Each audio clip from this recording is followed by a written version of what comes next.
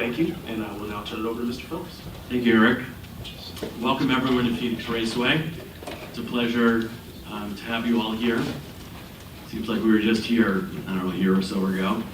I want to start by thanking the fans for supporting our great sport all year. Certainly can't do without them. There are a lot of stakeholders in this sport. I want to thank them, whether it is our racetracks, our race teams, our drivers, our OEM partners, our sponsors, our media partners who do such a great job broadcasting our tremendous sport. Again, thank you, a heartfelt thank you from myself and from Steve. I want to thank Latasha Causey and her whole team. The place looks terrific. And as part of that, I do want to thank the city of Avondale, the entire Phoenix region.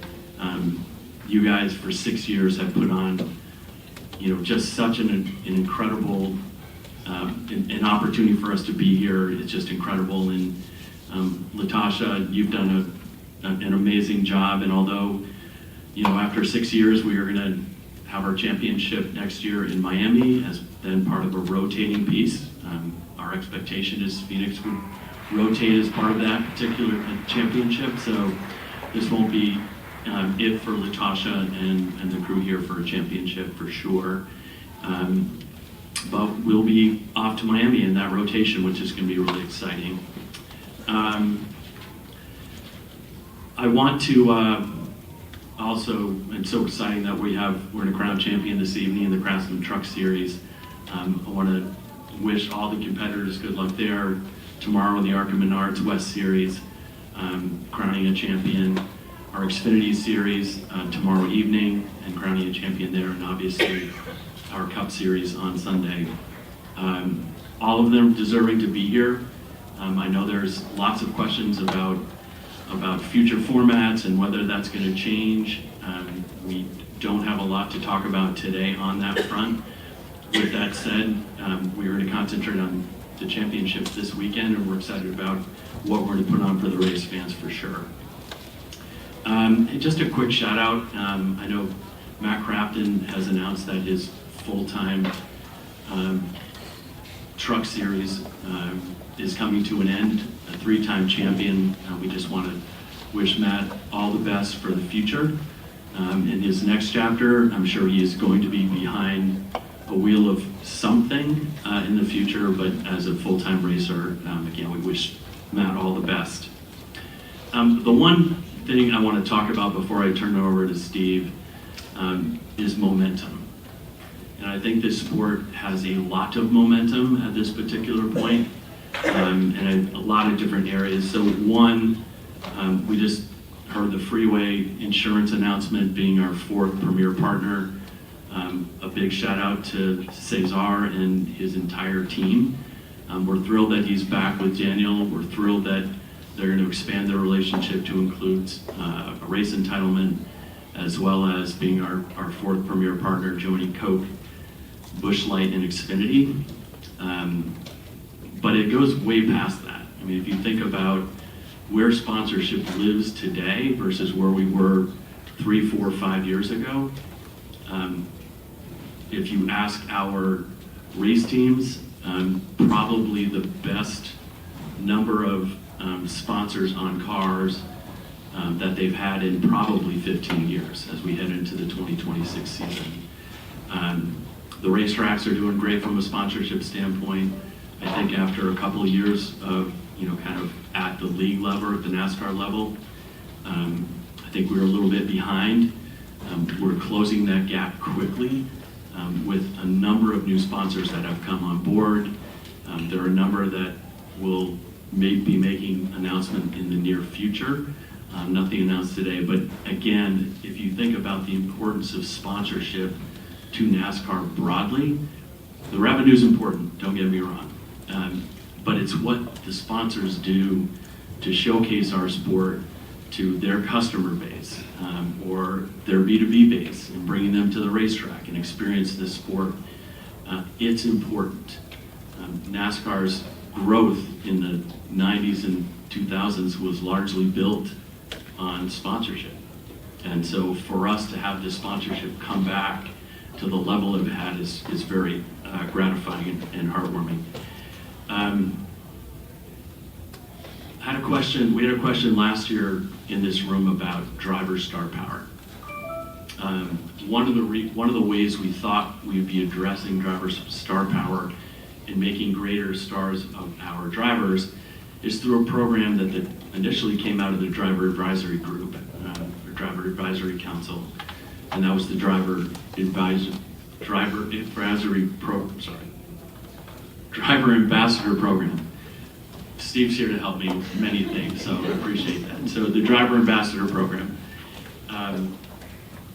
If you think of the number of appearances that have happened, the sheer number of hours that the drivers have logged promoting this sport, 6,000 hours, up 40% year over year. And that is huge for us, right? They're building our brands. They are the face of NASCAR. And the more opportunities we give to them, and the more opportunities they step up and take, the better it is for the growth of the sport. We are only going to be as good as what we can provide to the drivers and the access that we provide the drivers, to get in front of. And so whether that's early morning shows, late night shows, Sesame Street, and I know Bubba did that earlier this year, all of these things are opportunities to meet a fan or a potential fan where they are. And that's what we need to do. And another example of that are some of the things that we've done with platforms like Roblox or Fortnite or Substack. We have to meet folks where they are. The new NASCAR 25, right, on Xbox and PlayStation, it's doing really, really well. And I think the wait was worth it. From what I see from the comments, and obviously the orders, it's doing incredibly well. Again, meeting fans where they are is critical. Another thing that I think is really important in addition to all of that, and again, meeting where they are, is the use of data. So data doesn't sound super sexy, but understanding who our fans are at a database or a data warehouse that's over 20 million strong is an opportunity for us to use the production facility that we have, that we built, world class, that is producing better content and more content, which is why our digital and social numbers are the highest they've ever been. Never been higher. And that's because of great content. And the ability for us to do both short form and long form opportunities, and you think about long form, the Netflix show, or on Amazon, the Earnhardt documentary, or American Thunder, or the series that's coming out in a couple of weeks on YouTube, Rising. These are all opportunities to showcase our drivers, showcase our sport, take the helmets off of our drivers, and have people understand what an amazing sport this is. So very excited about where we are today, even more bullish on the future. And it's not that we don't have some challenges, we do. But what we do better than any other sport, in my opinion, is that we band together and we solve for what the problems are. And that's what we're going to continue to do. So I'm going to turn it over to Steve O'Donnell for some thoughts. All right, thank you, Steve, and also appreciate the opportunity to be here with y'all. I know it's a very long season, and you guys put your heart and soul into this sport, and we appreciate the effort that not only that you made coming out to Phoenix, but being with us all year and sharing the great storylines that we've had throughout the season. And also, want to congratulate all the drivers competing for a championship. I think it's important to note that this isn't just our national series. We've got the ARCA Menards West Series here as well. And when you look at the talent that's coming up, not only through our touring series, Ron Dreger at ARCA and what Ben and Joey are working on our other touring series, really starting to see a steady pipeline of drivers coming into the sport. You're seeing some drivers dominate in the Craftsman Truck Series and the Xfinity Series and really get their names out there prior to coming and racing on Sundays. And that's the goal for us, is to continue to create future stars in the sport. And I believe that the feeder system is doing that, as are our two other national series. When you look at the playoffs for this year, certainly some very deserving drivers that are here. Steve mentioned that. I'm excited about what's going to happen out on the racetrack. And then when you look at the competition that's happened on track this year, it's been phenomenal. And the reason for that is the great collaboration that we've had. There's some of those folks in this room. Our OEM partners have stepped up. Our race teams have stepped up. The drivers. We've probably had better feedback than we've ever had before with our competition group and all of those stakeholders. And the last one I want to mention is Goodyear. It goes without saying that Goodyear, year in and year out for the last couple of years, had a bit of a tough road with the drivers and the competitors, as everyone said, hey, we want tire wear. We want more tire wear. We introduced a new car, and that was a challenge when you say, hey, here's a new car and here's a tire, and now give us some more wear. But the results have been absolutely fantastic this year in terms of what Goodyear's delivered. And I think the entire industry really owes them a great deal of gratitude for what they've done. We now see more and more, we're learning more and more what this car and tire can do in combination. And that's a great thing for the sport, because it's putting it more and more back into the driver's hands. When you look at some of our events and where we're going this year, we continue to believe that NASCAR is a place where we're going to surprise some folks, be it going to the Coliseum, Mexico City, Chicago Street Race, but also staying true to our roots, launching the season at Bowman Gray. So having that combination for our fans, not only those who have ridden with us for years and years, but some of the new fans who may be sampling NASCAR for the first time. In 2026, Ben and his team put together what we think is going to be an incredible event, celebrating the military, celebrating the Navy and the 250th anniversary for the first time ever, racing on a naval base. And when you ask, why is that important? What are you seeing? We're already seeing 70% new fans. It is the biggest event we've ever had with pre-sales, bar none. So already amazing opportunity for us. It's going to be really exciting. And we're seeing some fans, not only new fans, but some of those lapsed fans, maybe on the West Coast, who haven't been able to get out to Phoenix or haven't gone to a race, are now coming to this race as well. So it's going to be a huge opportunity for us to get in front of folks and showcase what NASCAR is all about. Also very excited about North Wilkesboro. So I don't want anyone to forget that we've got a points race there, and that's going to be a heck of a lot of fun. I think it shows our combination of, yes, trying some new markets, but making sure that we're also, in the North Wilkesboros of the world as well. And I want to thank Speedway Motorsports for taking that initiative, and also want to thank them for having an idea about moving an all-star race to Dover. I know a lot of folks in here will kind of take some shots potentially, but it's going to be fun. We're going to do some different things, and I can tell you that from the folks at Speedway, they're already seeing increased ticket sales from where they were last year. So that's a great thing for the fans up at the Dover. So a couple things on competition, and then turn it back over to Steve.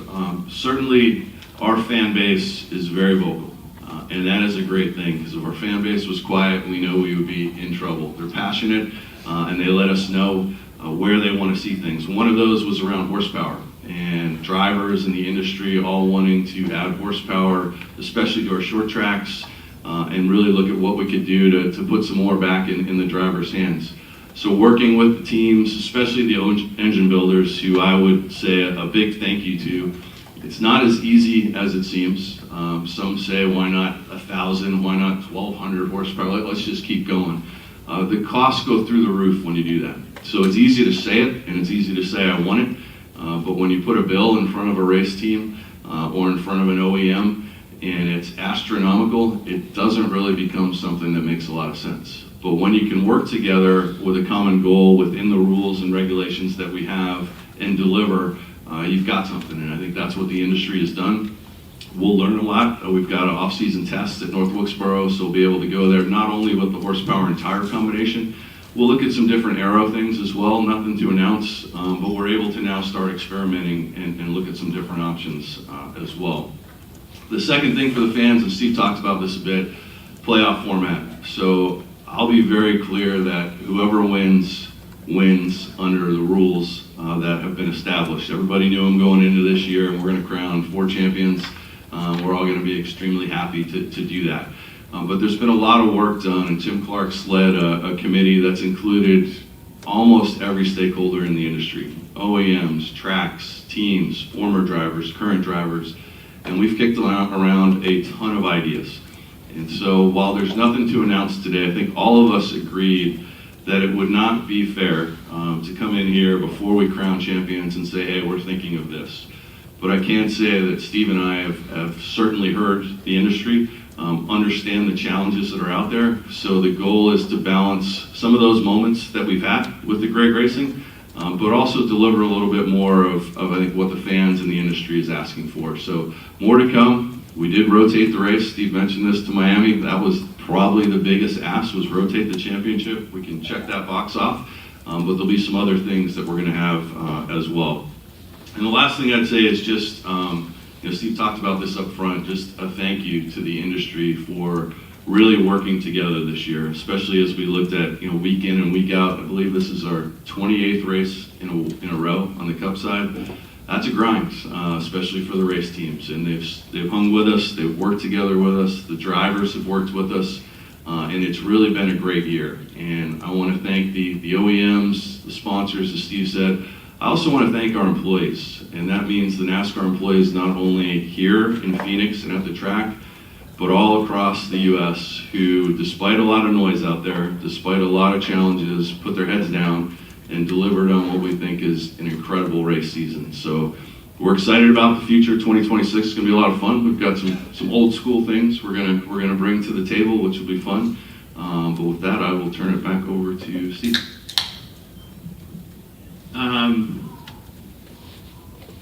So I'm sure there are some questions that you all may have relative to the lawsuit that is ongoing. I typically do not read prepared statements, but I want to make sure I get the words correct and give you some context. There was some unsealing of documents the other day that had some financials in it. I'll probably provide a little more granularity than I normally do around these topics. We're typically pretty quiet about these things, but I want to give you at least our perspective. There's been a lot in the press and a lot of people talking. We typically do not talk, so I want to read this prepared statement.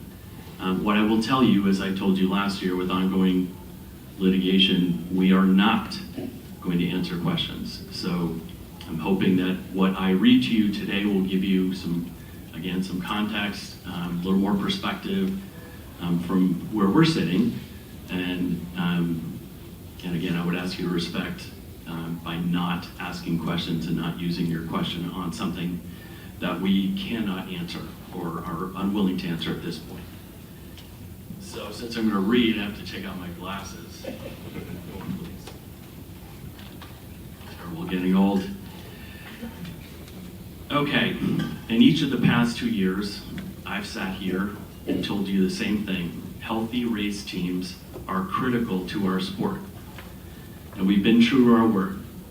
From the outset, we've been clear, this is not an antitrust case.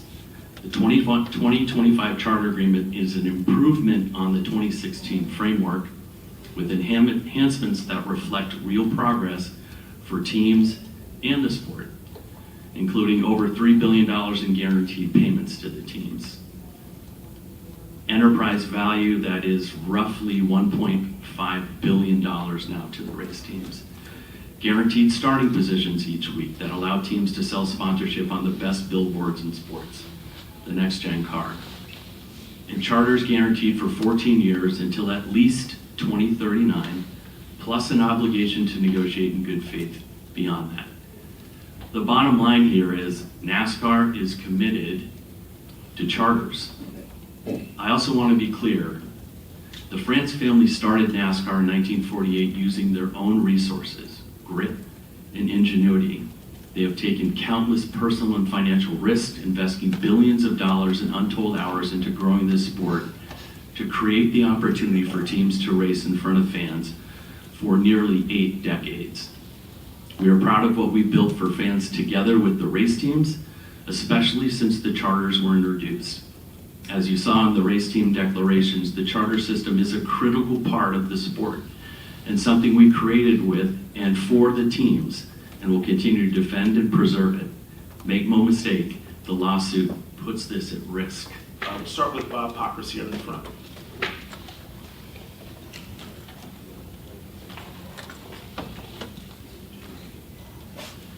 Bob Pockris, Fox Sports. How do you build confidence with fans and sponsors and potential team investors in a sport that has been portrayed as having a questionable economic model and with so much internal and private thoughts recently exposed from both the NASCAR and team officials?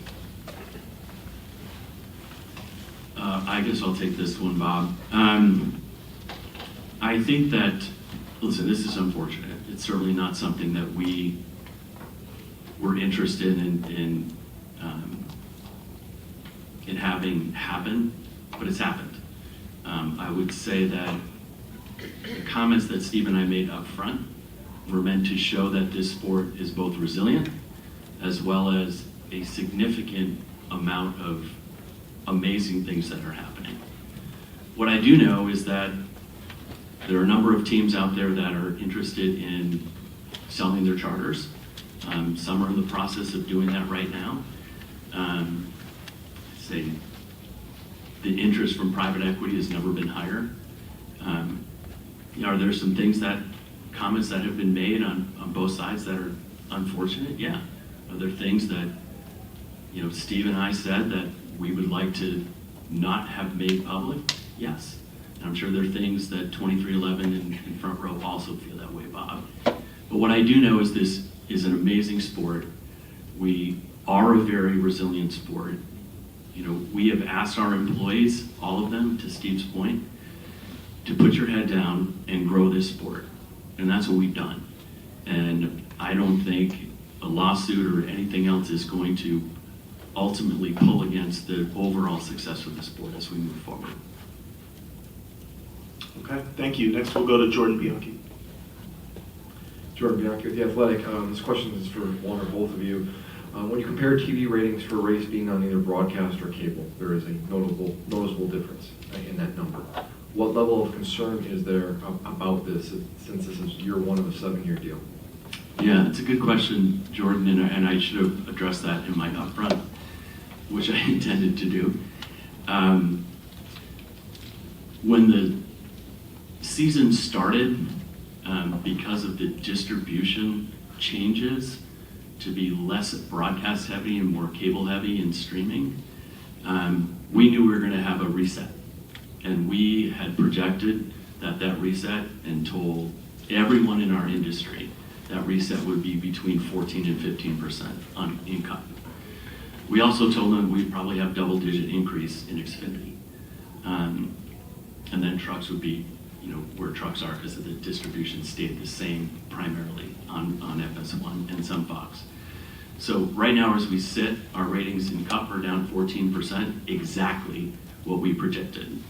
So, I think the Fox portion of the season was really strong in terms of how they did from a ratings perspective. I think that Xfinity exceeded a lot of kind of experts' opinions about what their audience would be.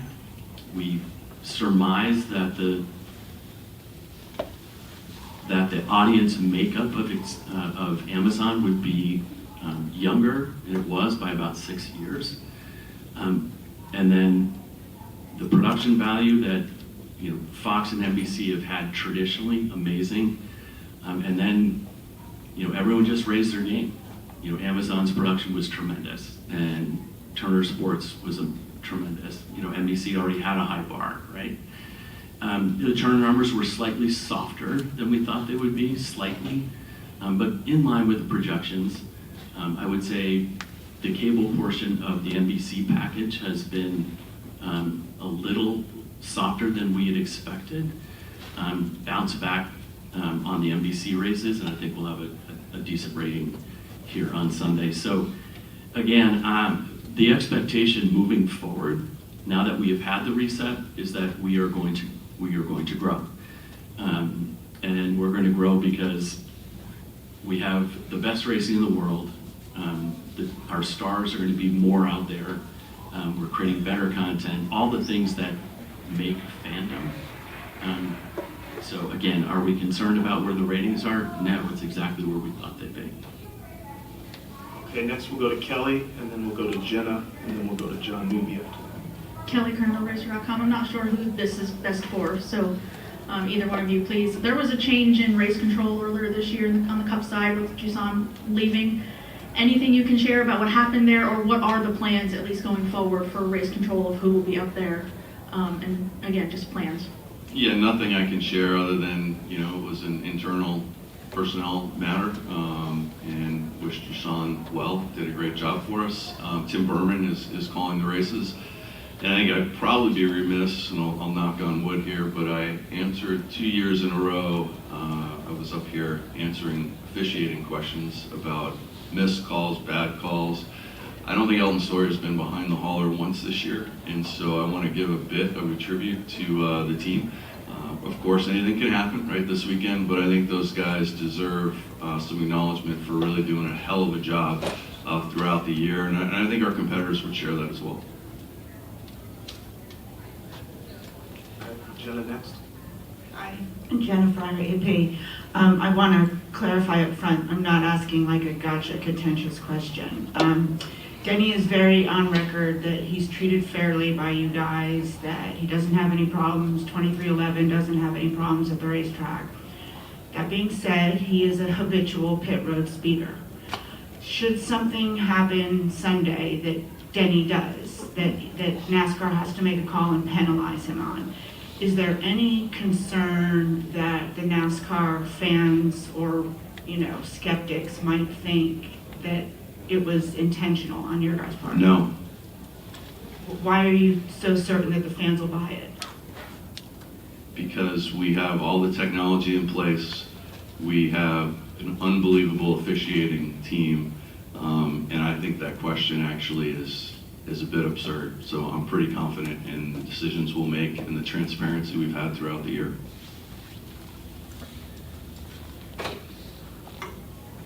John Newby, Fan Bus. With the Daytona 500 moving a week later next season, is that something you guys anticipate could happen more permanently if the NFL keeps pushing their Super Bowl further and further? I would say in a word, yes. We want to avoid the Super Bowl for sure. Fairly large event with some viewers. So listen, we are, they are a amazing. They have amazing product. They're an amazing league, and the Daytona 500 is our Super Bowl. So again, creating some distance and not overlap is something that we'll continue to make sure that we do. All right, we'll go to Jeff Gluck next, and then we'll go to Lee Spencer after that. Hey, when the Next Gen debuted, a big selling point was a lot of talk was about the parity. This year, though, 3 teams combined to have all 8 drivers in the final, and then they won 25 of 29 oval races. So is that a concern for you guys? And if it is a concern, are there changes that can be made to address these big teams now honing in on this car? I think it's a good question, Jeff, and I wouldn't say it's a concern. It's definitely a trend that we need to be very watchful on. And I think it is, when you look at the car, our team has done a really great job around the car and what you can do, but most of the spend now is going through simulation, right, engineering and all these things that the bigger teams have more resources. You look at the future with AI and all these different things. So our focus as a competition group, I think, really needs to lean into that aspect of it. So, what do the have-nots not have? And what can we do and what rules can we put in place as technology becomes more and more of a factor? Can we lessen that? Probably difficult to do. Technology costs a ton of money. But what can we share with some of the smaller teams as we look at future rules to make sure they're able to go out there and not only compete, but compete for wins? So it is definitely on the radar. That's why we introduced the car, certainly from a cost standpoint. It's not a bad thing to have drivers going out and winning multiple races, right? We've learned that the hard way too, but it is something we're focused on for sure. Lee Spencer, Sirius XM NASCAR Radio and CatchFence.com. It's kind of a follow-up to that, Steve O'Donnell. How do you put ingenuity back in the team's hands? I mean, you talk about cost savings. You know these teams would spend as much money as their budgets will allow. So how do you kind of let them get more creative with the, you know, from an ingenuity standpoint, kind of to where NASCAR was back in the day, rather than all these single source parts where one guy can't get an advantage because the playing field or, you know, supposedly is so equal? Well, I'd say it's two sides to that, right? So you've seen the big three teams who are winning more of the races, so there are some things they can do, clearly. But it is something we're looking at. You know, you look at the next gen car and why did it happen? And it came about from the race teams saying, help us, help ourselves, right? We had individual car parts manufacturers, not a sustainable model. So you look at what we've been able to capture now, we all have a good understanding of, you know, what it costs to go run a race team, what car parts are. So in the future, you know, Steve has kicked this around too, you know, what could a model look like where, you know, here's the cost to maybe go run a car. We all kind of agree on that, and you can decide where you want to put your resources. Is that on pit road? Is that on engineering? You know, a lot of discussions are happening around that, because it's not lost on us that we do like the storylines of, you know, engineers, crew chiefs contributing to making their car go faster and contributing to wins. So there's a lot of discussion going on right now about that, but we want to do that in a really smart way so we don't open up the, you know, the cost factor and we go right back to where we were. Okay, we're going to continue to go here. We're going to try to get to everyone, but we may run out of time. So we'll go to our future Hall of Famer, Deb, next. And then we will go to Chris Nate. Could have gone all day and not said that. Not going to happen, my dear. Deb Williams, Auto Week. This is for Steve O'Donnell and Steve Phelps if you want to join in as well. But I didn't do like last year when I said this is for Steve. I know you said you wanted to focus on this week's championship, but it sounds like from the discussions that have occurred and what comes out that you may be abandoning the one race championship format. As much as excitement as it creates, why do you think it has not resonated with the fans? I certainly can't speak for all the fans, right? I can speak for myself, and because I've said this. One of the concerns is future drivers coming up through the system, having multiple wins, and not necessarily winning a championship. I think that's a challenge for our sport, and where I think the light really goes on is having that driver be deemed a potential superstar. And so we looked at this, I think we all did, looking at more moments, more drivers having the ability to go out there and win. And that maybe takes away from the one driver story. And you know, it's probably harder to write just the one driver story over and over again, but it does create a real star. And I think that's something that as you look at the future of the sport, making sure that a driver who has delivered all season long has the ability to be named a champion and not have something maybe come down to one race. So that's really been the focal point is we want to reward winning. We're going to continue to do that, whatever model we come up with. Winning is very important. But the one race thing has been a factor of, you know, there's a lot of circumstances that can happen. And our fans, you know, right or wrong, are different than other stick and ball sports, and that's okay. I've said this before, when the Giants win the Super Bowl, because I'm a Giants fan, nobody questions it. Everyone says the Giants are Super Bowl champions. Our fans don't do that. And that's been a learning process for us as well. All right, so we'll go to Chris, and then we'll go to Jerry after that. CatchFence.com. Thank you guys. It's for either questions for either of you guys. Not to take away from this weekend, but now Ram officially announced in August that they will return to NASCAR, specifically the NASCAR Craftsman Truck Series in 2026. Since their announcement, has NASCAR received any inquiries from any potential manufacturers interested in joining the sport across any of NASCAR's own racing platforms? I'll take this, Chris. But listen, we're thrilled that Ram is coming to the sport.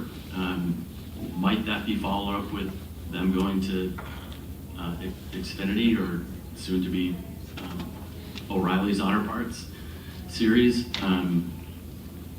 We're hopeful. Is it what we do know? It's better to have more OEs than it is to have fewer. And so, we would like to have the portfolio of, Dodge and Ram as part of the sport. Are we in other discussions with potential OEs that would come into the sport? The answer is yes. Some are more advanced than others. There's nothing to announce today. Steve and I are very grateful that, this year now comes, and one of the things we were looking forward to is not having to answer the question, hey, are you going to have a new OE? So we are. So the question is, what does that look like, and how quickly are they going to come? It goes back a little bit to the question about parity, right? So, I think it's no surprise that the support that Toyota gives to Joe Gibbs Racing and the support that Ford gives to Penske and the support that GM gives to Hendrick is sizable, right? I mean, they're there, if you're going to call them A teams, they're their A teams, right? So would it be nice to have another couple of OEs that could have A teams too? Yeah, and get rid of anyone that's a C team, right? That's not getting support. That will create better parity. And so we are working very hard to, to accelerate the opportunity to bring a new OE in. How important is Ram's excitement towards returning to the Truck Series in 2026 crucial for the series overall? All right, so you're not allowed to ask two questions, Chris, but I will answer that because it is a relevant follow-up as opposed to, I've got a two-part question and you answer a different question altogether. Listen, they're thrilled. The guy who came back to run Ram and Tim Kaniskis and his team are over the moon excited to be here. And, Steve and I go a decade back with, Tim and Tom Sacrament from Ram and Dodge about getting them into the sport or back into the sport. And, kind of two swings and a misses for any number of reasons. And then we're able to connect on this one and we're thrilled. Okay, please go ahead, Jerry. Jerry Jordan, kicking the tires on that. You made the mention of Xfinity transition to O'Reilly, but behind you for the past few years, we've had Busch, Coca-Cola, and Xfinity for the Cup Series. With the potential of a new championship format, have y'all given thought and consideration to adding and expanding to that list or going back to an entitlement sponsorship for the entire series? I'll take that. I don't foresee a day, Jerry, where we would go back to having a single brand for a Cup Series. I think, financially and promotionally, I think it was very strong, back to the Winston days and then Nextel, Sprint, Monster. But I think it also provided or inhibited the number of folks that wanted to promote the Cup Series. So I don't envision a time when we would go back to a single partner. Could we expand to 5 premier partners potentially? We'll just have to wait and see. I think we got time for one more. We'll take it from Greg Engel. Thank God. Greg Engel, Forbes. Only one question.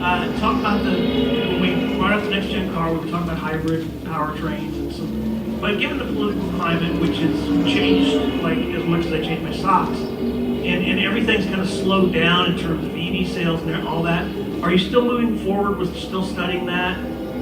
Possibility of going to a hybrid power system, or has that timeline slowed down given the political climate?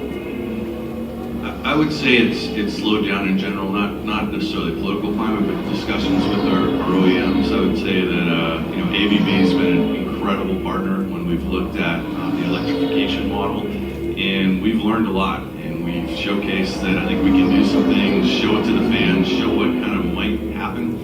And from there, you get into discussions about what could be from a hybrid, there's hydrogen, there's all kinds of different things out there.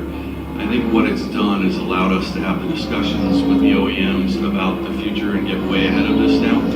Learn some things from IMSA on what they've done, what's worked, what's maybe been really expensive. So we're going to do that in a methodical way and make sure that whatever choice we make, needs to be for somewhat of the long term. You get yourself in a box if you make a hybrid call and it's the wrong call, and then just kidding, you got to go back. So Steve talked about Ram coming in, potential for new OEMs coming in. All of that conversation is happening now to make sure that whatever model we put in place is something that, see our GM folks in the back, that they can go out and sell more vehicles based on what's happening on track. And